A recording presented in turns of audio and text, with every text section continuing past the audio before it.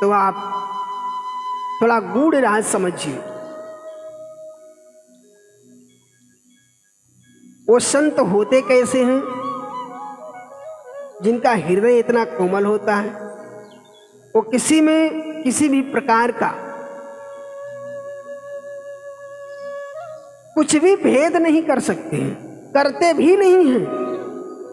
बस आपको समझने का तरीका उनके व्यवहार का मालूम हो जाए। एक बार सनकादिक चारों भाई, सनक, सनादिक, सनंदन और सनत कुमार, आकाश मंडल से इस मंडल पर पधारे यात्रा करने के लिए। चलो देख कर आए, समाचार मिलेगा। पर उन भाइयों की तो हमेशा एक ही स्वभाव है कि सत्संग करना, भगवान के गुणानुवाद का अनुभव करना। यदि कोई मिल गया तो अच्छी बात है, नहीं मिली तो आपस में चारों भाई बैठ गए। वहीं पर भगवान का प्रवचन चालू हो गया। एक गांव के बाहर जंगल में जब पधारे तो वहां पर कुछ चरवाहे अपने पशुओं को चरा रहे थे। इन चारों महापुरुषों को देख करके सारे के सारे चरवाहे आश्चर्य में पड़ गए। भला ये कौन दिव्य विभूति आ गई? भाई, हम लोगों ने तो अभी तक ऐसे महापुरुषों का कभी दर्शन भी नहीं किया था, और आज इनका दर्शन हो गया। चलो पास में चले, पूछे कौन हो, कहाँ से आए हो, क्या करने आए हो। बहुत से लुटेरे भी ऐसे ऐसे भेष बनाकर आजकल आ जाते हैं कि देखने में तो बड़े ही साधारण से, बड़े ही शांत स्वभाव के महात्मा जैसे दिखाई पड़ेंगे, पर रात में डाका डाल देंगे। ये सोचकर वो चरवाहे पहुंच गए। हाथ जोड़िए, नतमस्तक हुए, प्रणाम किया और कहिए महाराज जी कैसे पधारना हुआ, कहाँ से आए हो, क्या करना है? प्यास लगी है, जल लेकर आऊं, भोजन का प्रबंध करूं? महात्मा ने कहा, देखो भाई, हम लोग जल तो पिएंगे, भोजन भी ग्रहण करेंगे, पर कोई भगवत भक्त होता आप सबों में से तो उन भगवत भक्त के हाथों से जल पान करना हमारा स्वभाव है। भगवत भक्त। अब वो चरवाहे जीवन में पहली बार ऐसे शब्द को सुना था कि भगवत भक्त क्या है। अभी हमने आपको बताया शुरुआत में ही, भगवत प्राप्ति कब होगी? जब हमारे हृदय में गुरु के प्रति आस्था और भगवान और गुरु का ध्यान, उनके रूप का ध्यान, उनका स्मरण जब हमारे जीवन में उतर आएगा, तभी हमें भगवत प्राप्ति होगी। उसी भगवत प्राप्ति को भगवत भक्त कहते हैं। अब चरवाहे अवाक रह गए, एक दूसरे का मुख देखने लगे। भैया आप भगवत भक्त हो तो आप ही पिलाओ जल। गर्मी का महीना था, तेज धूप, प्यास के मारे गला सूख रहा था। तो कहा, महात्मन हम में से तो कोई भगवत भक्त नहीं है।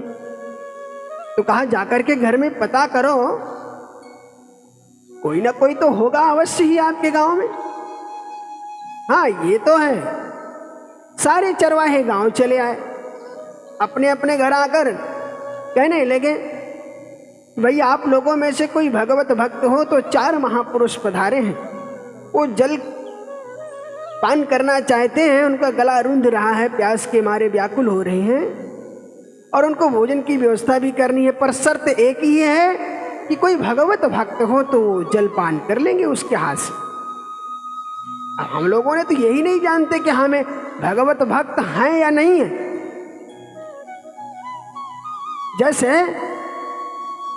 हम कई जगह पर कथा सुनने जाते हैं, अपने गांव में भी सुनते हैं, बाहर भी सुनते हैं। आज के समय में तो गांव गांव, नगर नगर, दिन तो कोई नहीं बचता कि आज यहाँ पर कथा ना हो रही है। 99.9% तो केवल मोबाइल और टीवी पर चल रही है। कहीं नहीं चल रही हो तो आप मोबाइल खोलिए, तत्काल मिलेगी कथा। हा? तब ना मोबाइल का जमाना था और ना इतना अधिक कथा का ही। पर जो समय तब था वही समय आज भी है। तब भगवत भक्त ढूंढने पर नहीं मिले। आज हमारे यहाँ की ये दशा है कि भगवत भक्त खोजा जाए तो कोई भगवत भक्त उन लाखों करोड़ों में से कोई एक ही निकल पाएगा। लाखों करोड़ों में से कोई एक। बड़े आश्चर्य की बात है, हाथ हाथ में मोबाइल है, हाथ घर घर में टीवी है, और हर कोई कथा सुनना क्या कहना चाहता है। सुनने की तो बात ही मत करो। सुनने के लिए कोई तैयार ही नहीं है और सुनता सबको ही है। ध्यान दो, सुनने के लिए कोई तैयार नहीं है और सुनता सबको ही है। कथा सुन रहे हैं पर भगवत भक्त कोई बन नहीं पाया। सारे गांव वाले इकट्ठा हो गए। गांव वालों ने अपने नात रिश्तेदारों के यहाँ जा जाकर दूर दूर से संदेशा भेजवा कर पता लगवाया, भैया कोई भगवत भक्त होता तो हमारे यहाँ 4 महापुरुष आए हैं, संत आए हैं, वो उन्हीं भक्त के हाथ से जलपान करेंगे। आज 2 दिन का समय व्यतीत हो गया। भगवान भी बड़े कौतुक की परीक्षा लेने लगे। सोचा गांव में बहुत कथाएं होती है, चलो इसी गांव में पता करें, क्योंकि हर कोई कथा सुन रहा है ना, हर कोई कथा करवा रहा है। कितनी भक्ति है आपके हृदय में? अपने जीवन में कथा करवाया तो कितना % अपने जीवन में भक्ति उतारा?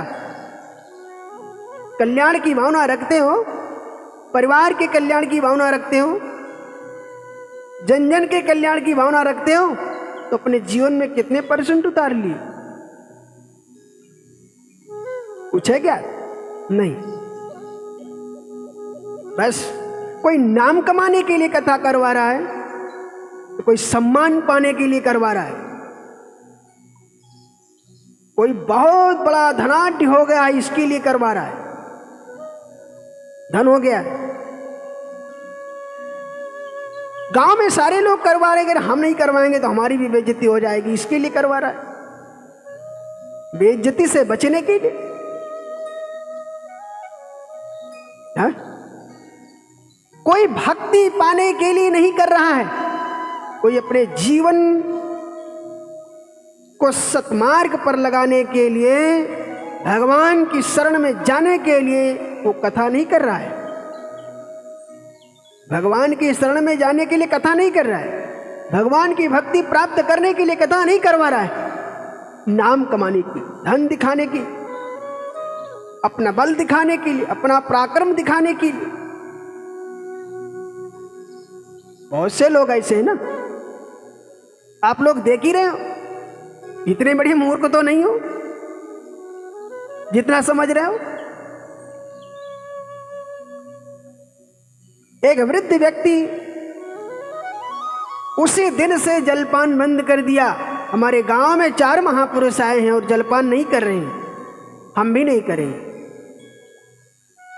ये उसका स्वभाव था, क्योंकि उसे ये ज्ञान नहीं था कि हम भगवत भक्त हैं या नहीं, बन पाए हैं या नहीं बन पाए। उसका हृदय पिघल गया। घर लौटकर आया और जलपान छोड़कर लेट गया। बहू कहने लगी, पिता महाराज क्या बात है? बहू, बात ही कुछ ऐसी है कि आज मुझे भूख नहीं है। क्यों नहीं भूख? थोड़ा ही खा लो ना, कुछ करो तो एक ही रोटी खा लो। आज मंगलवार है, ऐसे उपवास नहीं करना चाहिए।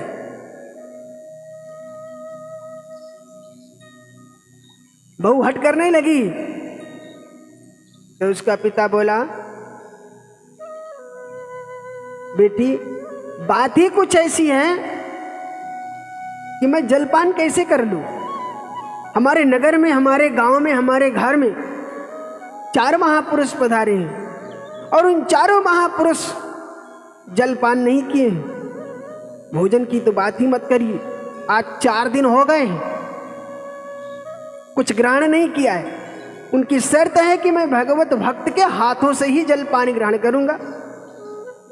तो आप बताओ हम कैसे ग्रहण कर लें? हमारे यहाँ कोई आए और भूखा सो जाए और हम खा पी के सोएं, नींद आएगी? ये तो भगवान को भी बहुत बुरा लगेगा। आप ही बताओ।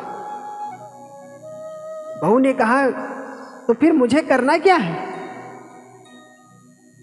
वो भगवत भक्त के हाथों से ही ग्रहण करेंगे। हाँ, तो कोई मिला नहीं। हमने बहुत दूर दूर तक संदेशा भिजवाया, टेलीफोन भी करवाए, तार भी मरवाए, पर कोई नहीं मिला आज तक। अच्छा,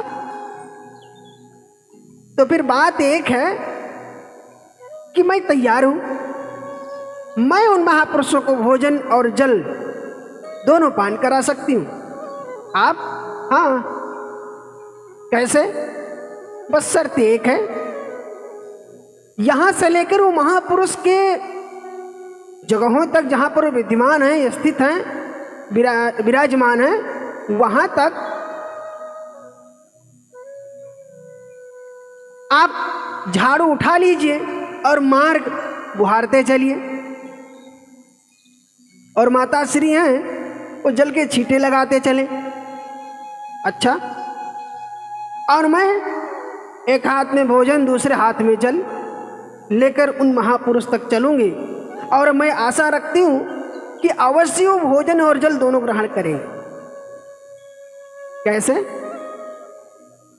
कहा बस आप व्यवस्था ये करिए कि बात तो वो महापुरुष ही बता सकते हैं। पिता तैयार हुआ, भोजन लेकर बहू रानी तैयार हो गई। आगे आगे पिता, पीछे पीछे माँ और उसके पीछे बहू, तीनों चल पड़े। एक मार्ग बुहारना है, दूसरे जल के छींटे लगा रहा है, तीसरे भोजन पीछे से लेकर आ रही है प्रेम से, और मन में गुनगुनाने लगी, संत मिलन को जाइए, अरे तज ममताय अभिमान, जो जो पग आगे बढ़े, ऊटी गया के समान।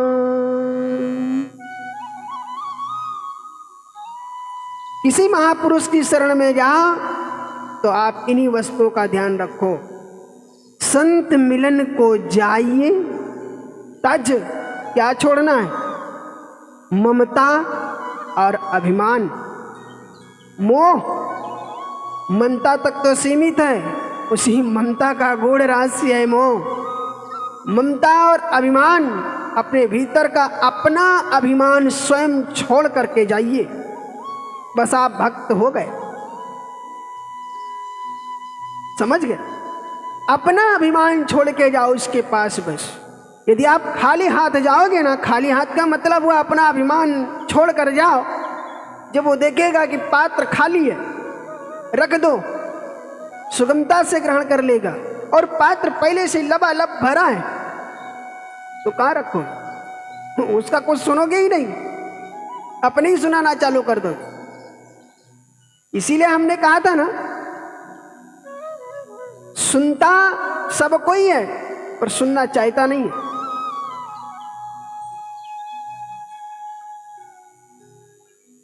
बहू लेकर भोजन पहुंचे, सारे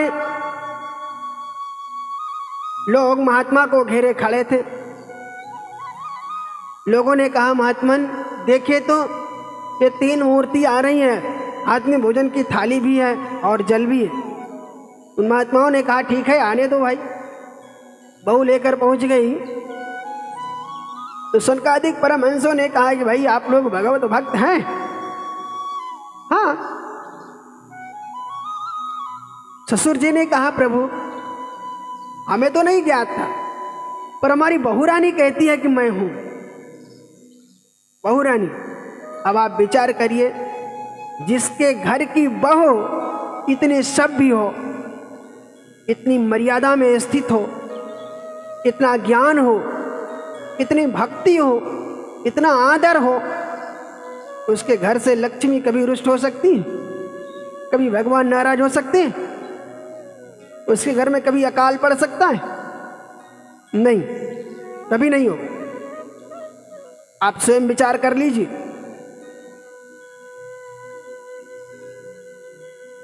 ये कोई दंत कथा नहीं है, आपके सिवाय भगवान राम जी के चरित्र का ही वर्णन है।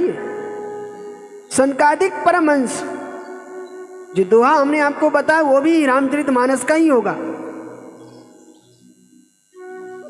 कहीं अलग का नहीं। महात्माओं ने पूछा, देवी तुम कैसे भगवत भक्त हो गई, जरा हमें भी बताओ। बहू ने उत्तर दिया, प्रभु हमने सुना था आप ही जैसे महापुरुषों के मुख से। क्या सुना था? कि संत मिलन को जाइए, आरे तज ममता अभिमान, जो जो पगया गे बढ़े, कोटिक यज्ञ समान। उन महात्माओं ने भोजन और जल का पात्र बड़ी सुगमता के साथ, प्रेम के साथ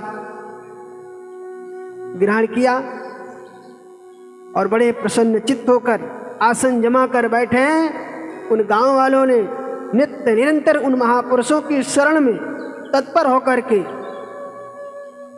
भगवान की सुंदर गुणानुवाद का अनुभव किया, उनकी कथा को श्रवण की। और जब से उन महात्माओं के मुख से उस कथा को श्रवण किया, तब से सारे के सारे गांव वाले भगवत भक्त बन गए। बोल श्री वृंदावन बिहारी लाल की जय।